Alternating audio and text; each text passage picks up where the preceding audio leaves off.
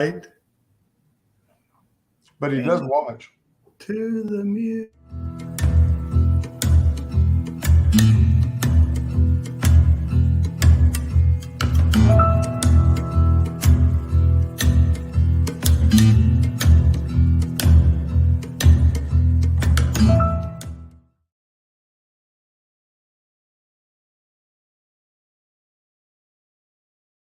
Welcome Home Radio Podcast. Are you looking to buy or sell your home? Our team is here with answers to guide you through the buying and selling process. We encourage you to ask questions. Please comment on this show or visit us at welcomehomeradio.net for more information. Bringing real estate, lending, and education together in one place, and to help you make the right home decision for you and your family.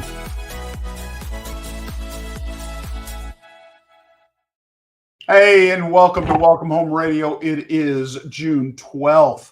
I am so excited to talk with you today. We've got a great show. Going to talk about a topic that is critical. But I do want to bring up two things that happened last week. Just last week, if you're not aware, the European Common Community, along with Canada, their central banks cut the Fed rate. Now, their Fed rates impact ours, at least puts pressure on ours and consideration. So depending on what happens later today, we could see a possible Fed interest rate cut that could impact mortgage interest rates. But very excited about that news. Hopefully we can get something going at the end of part of this year.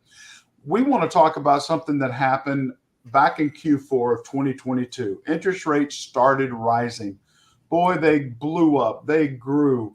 Buyers started getting very sensitive to pricing. And suddenly an old loan program became a part of the market listening called loan assumptions. And we're here today going to talk about loan assumptions with my good friend, Thom Holmes. Thom, welcome. How are you? Hope you're doing well. We're so excited. I'm excited about this subject because the market has been looking at it and everybody thinks it's a great thing. Some people don't think it's a great thing. We're here to hash that out a little bit today.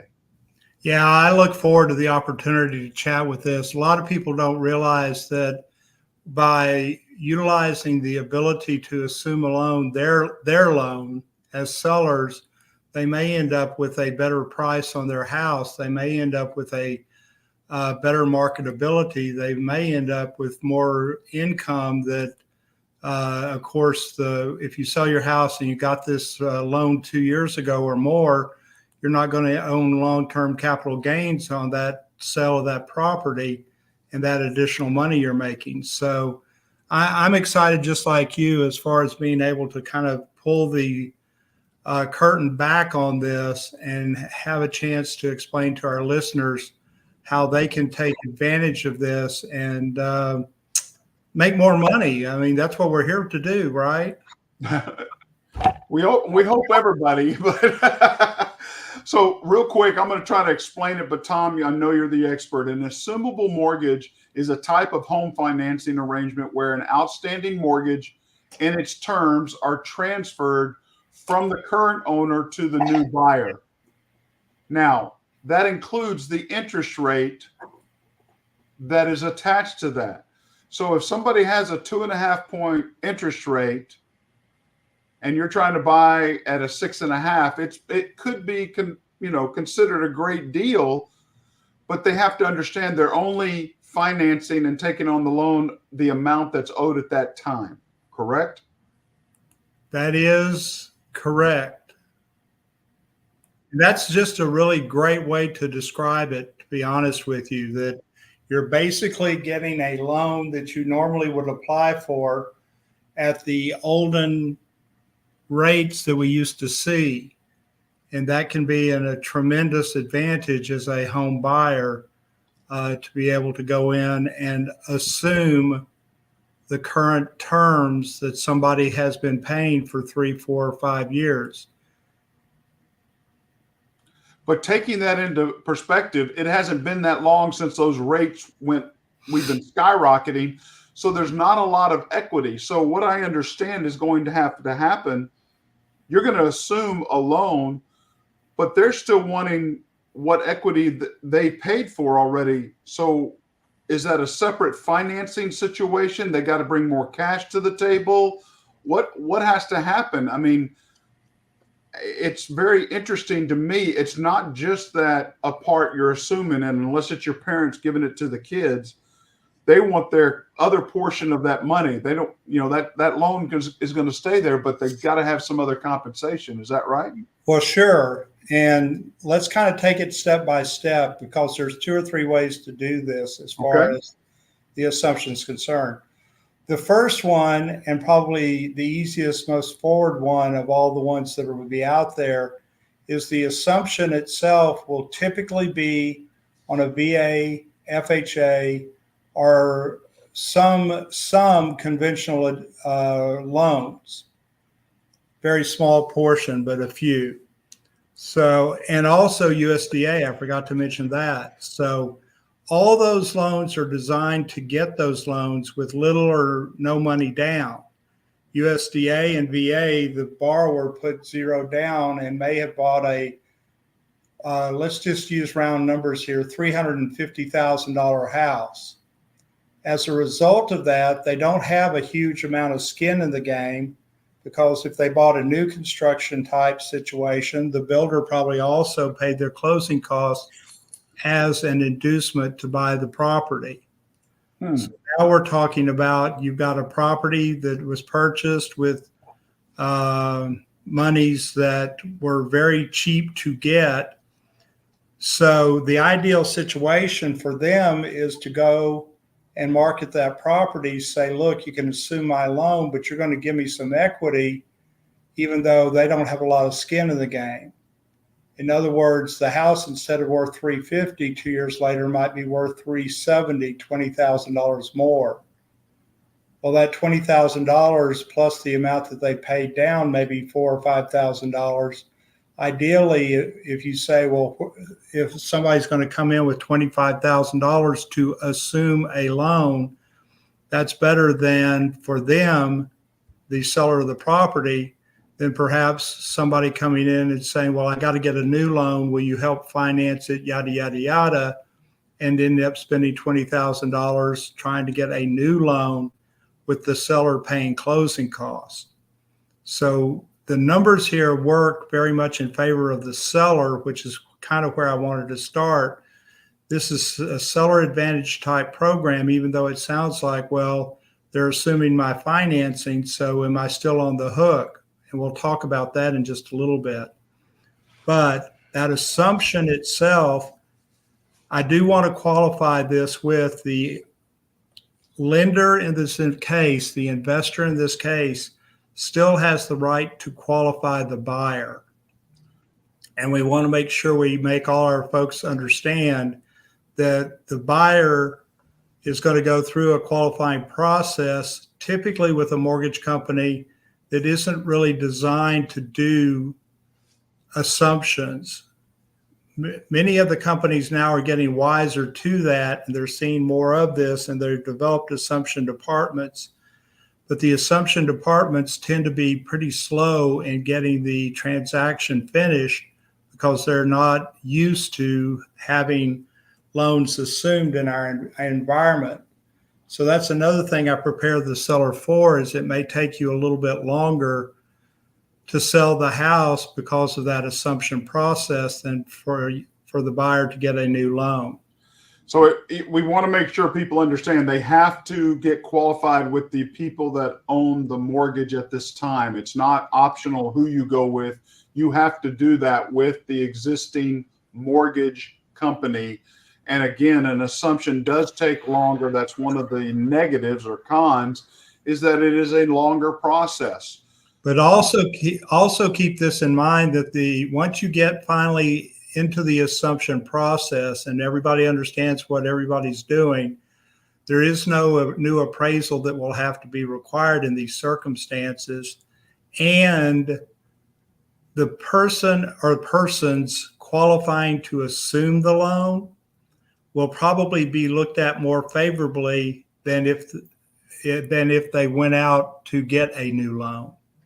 In other words, they're putting equity towards the house. Well, if I'm a current lender and somebody's assuming my note, I know that in order for them to get that note, they had to put money towards the equity in the property, which may not have happened originally with USDA or VA. Originally with VA or USDA, they put down zero.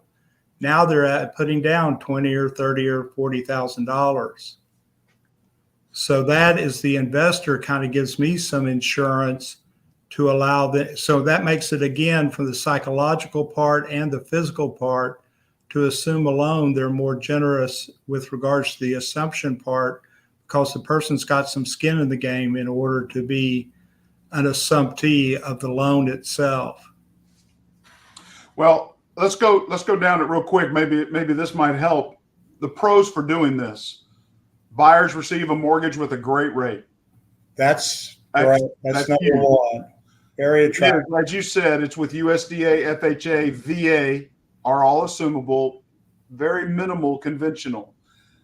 Here's one of the ones we didn't talk about, but the VA loan can be assumed by a non-VA or veteran status. Therefore, that's a great benefit to the buyer. Yeah. And as you said, there is no appraisal needed on any of these. So that is a great opportunity, but let's look at it from some cons, and you help me understand, or you help me figure out if these are true or not. Buyers have to come up with the difference, whether it's cash, a second lien, a secondary mortgage, whatever it may be. They have to come up, because we're talking about, there's a smaller amount. You gave an example, 350 coming up with 25,000 because the value is increased. But what happens if there's a 50-50? There's 50% equity, 50% loan, and on this mortgage, and they can't come up with it cash wise. Well, it depends again on the investor as far as for their willingness, but they may allow a subordination of a second lien in certain cases to happen. In other words, let's say that I owe 300, but I'm paying 400 for the house. Well, I've got to come up with 100K, but I don't have 100K. I don't have $100,000. I've got 50. That other 50 can come from perhaps a second lien situation that will be subordinate to the first lien. And the first lien folks say, well, still I'm getting 100 grand, or the seller's getting 100 grand. So that makes it even more secure for me in order to be able to, if I ever ran into problems, my first lien is always going to be superior. It's going to be in the first lien position to any claims if that new assumptor of the loan, whoever assumed it, if they don't pay. Yeah. But again, this adds time to the loan process. It adds issues, combinations. Now you got approved by the loan assumption group. Now you're having to get a second approval with the second lien or the second mortgage. So unless it may be done by a family member or something like that too. Keep that in mind. Yeah, well, cash is king and cash is coming from other organizations. Yes. Now, this is the final one that I can't get over, because again, I looked at the average processing of an assumption normally takes 60 to 120 days. That's what we're saying. And you brought up two key points. One, the company existing, the assumption department has to take on much of the effort. And do they even have an assumption department? Do they even have an opportunity here? But next, what they have is remaining liability. If you read VA's protocols and guidelines on this, remaining liability never leaves the veteran. I don't get back my COE because I sold my home or I gave an assumption to somebody else. My VA certificate of eligibility is diminished until that loan's paid off. I don't lose reliability. So remaining liability, it stays there. You never lose that in a VA situation. I'm wondering about FHA. I'm wondering about conventional or USDA. Is there still some liability that goes with the seller as they move on in their life? I know it does with VA. The residual liability that exists with FHA is considered up till 5 years of payments being paid on time. Wow. So your contingent, what they call contingent liability, exists up till 5 years after you've allowed somebody to assume the loan. So now, I point out, though, one of the things that happens, and I didn't mean to cut you off, sorry, but I'm sure your question, or maybe your question's about if somebody doesn't pay and they've assumed my loan, am I on the hook? The answer is yes, but they gave me cash and money. Hopefully I put some of that aside that I can bring it current and then foreclose on them very quickly and resell the property myself at a profit.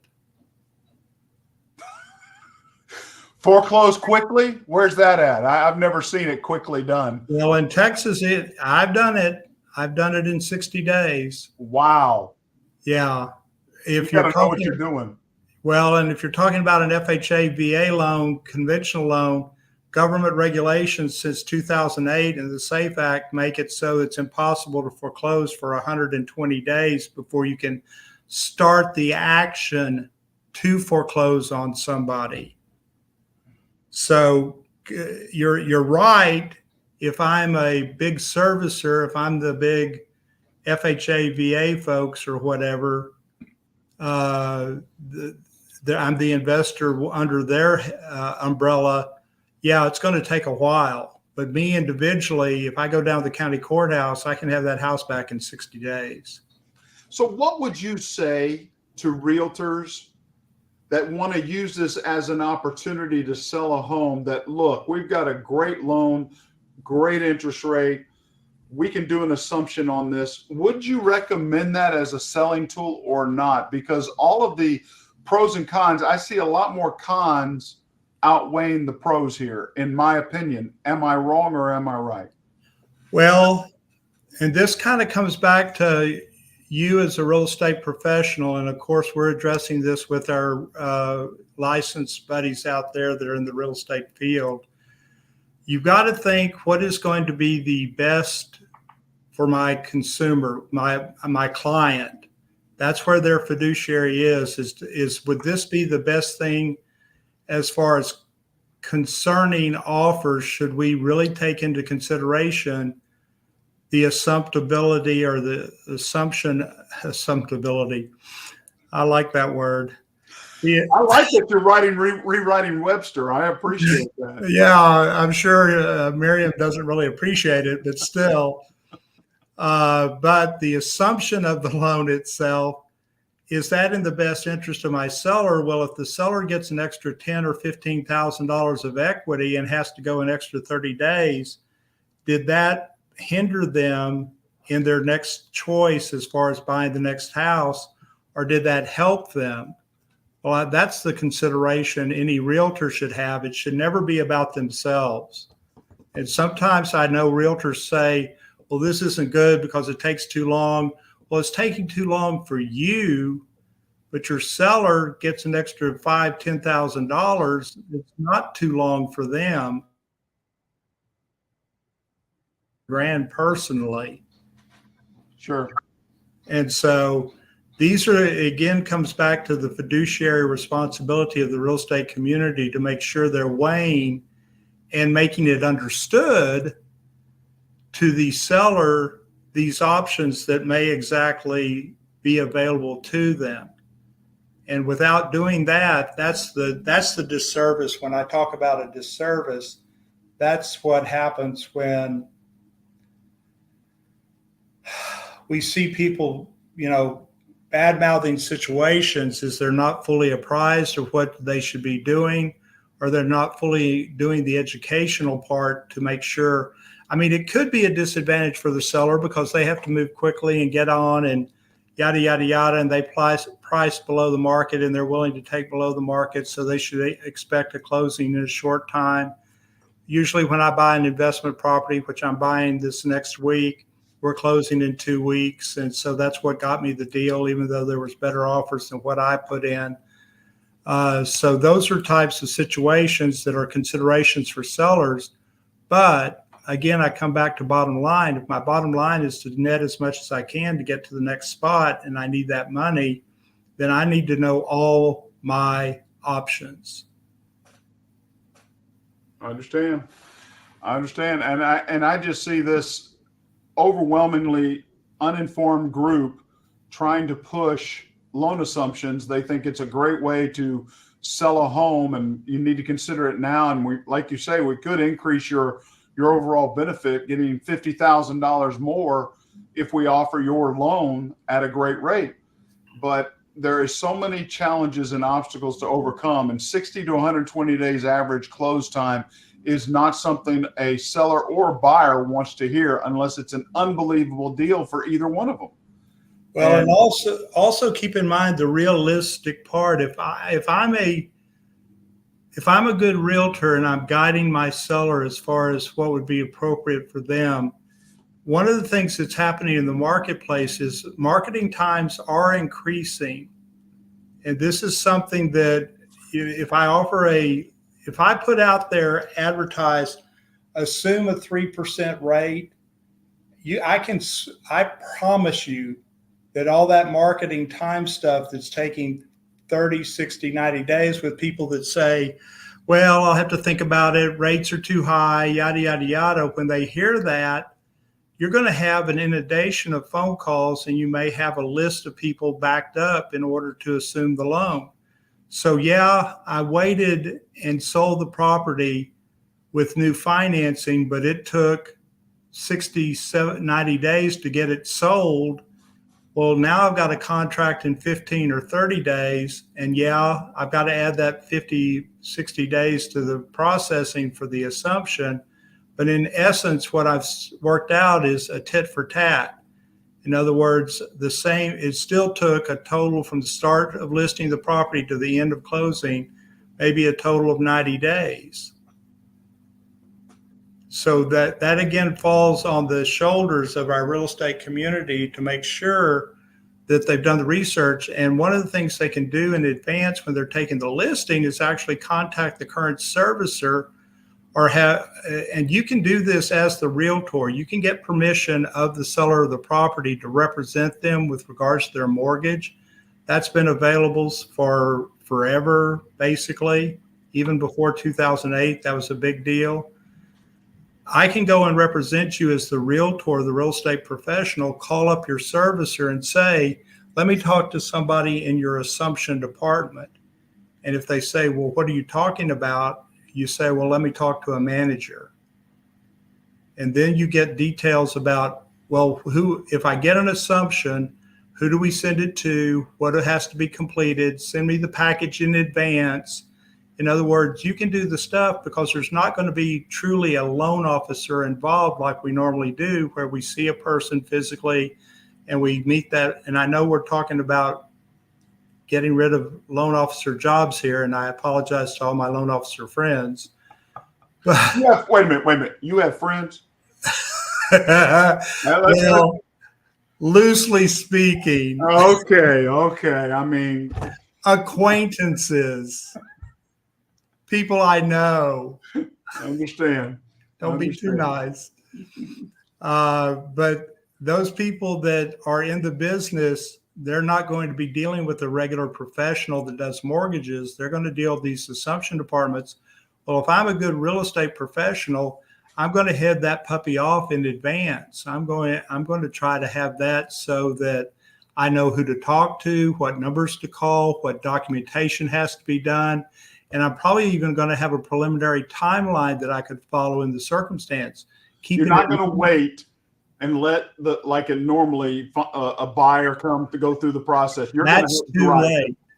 That's not being proactive. But if I'm going to offer those terms, you can make that path smoother for all parties, not just the buyer. Oh, no, I agree. Smoother for your seller. It does the homework so you can inform this potential buyer coming in your door looking at this home. And yes, I'm worth $30,000 more, $40,000, $50,000 over asking to do this. And it's a great deal for you. And here's why. If they do their homework, but also if they inform the seller of, hey, remaining liability, whether it's FHA, VA, I mean, not many USDAs and not many conventionals. So look, there's remaining liability that goes with this, and they understand that, then it can be a great deal for someone. It really can. It can. Well, listen, we're running out of time. Find us at welcomehomeradio.net. All of our shows are there. As I understand it, we just reached 252, sir. Do you realize that? 252 shows together. So that we're doing one a year? Is that what I'm understanding? Well, you know, it was tough during the Revolutionary time. World War One, World War Two. World War II, I remember that. We are here with BBC Radio tonight. It is an honor to be talking and working with you in this effort. Find us at Welcome Home Radio. Like this. And I do want to do a shout out to Mark for me, please, because he has been instrumental for us to get this far and this far along. Head Monkey Butt is awesome. And I got to tell you, with everything he's done, it is. Find him at Lunatic Digital. He does a great job of production, great job of promotion, as well as helping us. So we thank you very much. God bless you. If you have questions, find us at Welcome Home Radio. Ask them there. We will get back to you. We'll actually possibly do a show that'll focus on your question and or concern. Absolutely. And so we thank you for the time. Tom, always a pleasure, sir. God bless. Y'all take care. Take care now. Welcome Home Radio production provided by Lunatic Digital. Check the listing of this podcast for the links to our sponsors. And don't forget to like, share, and follow us on social media. Visit welcomehomeradio.net for more information.